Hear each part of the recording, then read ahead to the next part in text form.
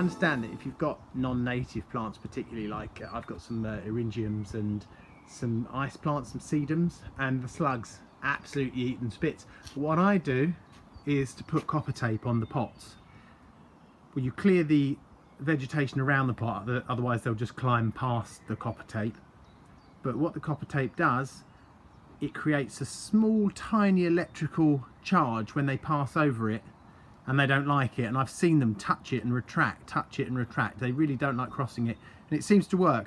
You can buy like a roll of 30 meters of this for a few pounds, so not a lot at all, and it goes a long way. It's a really good way of not using chemicals in your garden and having the desired effect, as long as you do have obviously your stuff in pots.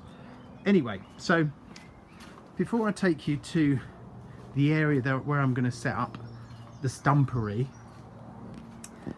just thought I'd show you. It's a lovely morning over here, and these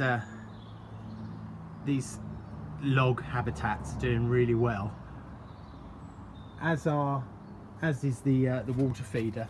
The honeybees have been coming back to that, but this area gets the light in the morning, so the bees really do love it in the mornings, and it always does well.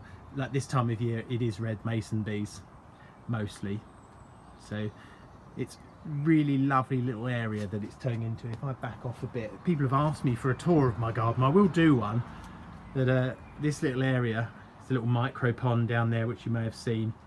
This little area is doing really well, and it catches the sun lovely in the mornings. So anyway, I'm going to do this in several parts, this video. But if I take you up the top of the garden, it's only very small, my garden. It's not as big as some people think, but it's what you do with it that counts. I have quite a shaded area. It does get the sun for a few hours every day, but this is where I've been chopping up the logs from taking down the trees. I have a few existing log piles, a long one at the back there, and a big pile of wood here, and loads of stumps here. And in this area I'm going to create a stumpery over the top of a couple of hedgehog hibernaculums in which they can habitat, and then at the end of the log hibernating, and at the end of the logs I'll drill some holes for solitary bees as well. I have to be quiet walking past here because the temporary position I placed this bird box was only supposed to be for a few weeks, and I've got two great tits. Oh, well, I've got a great tit nest in there, so they don't like, I can hear them hissing at me when I walk past. So I'm just going to show you what I'm going to use as the foundation for the hibernaculum. I had a double pallet.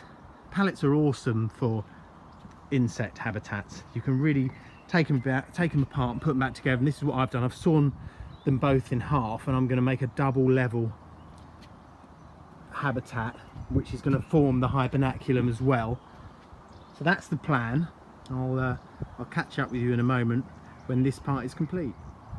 So I've cut them down, put additional planks made from the pallets too on the top and the bottom, joined the two halves together, bent any nails over that are inside. I don't know if you can see them kind of here, but just make sure there's no sharps in there. And now I'll cover the outside. I forgot to mention that there's vents all the way down, because hedgehogs, when they're breathing in and out when they're hibernating, obviously they're making moisture, so you need to have it well ventilated. And there's a central section dividing the two, because there's going to be two habitats in this. So that's the habitat finished. Now to build the stumpery.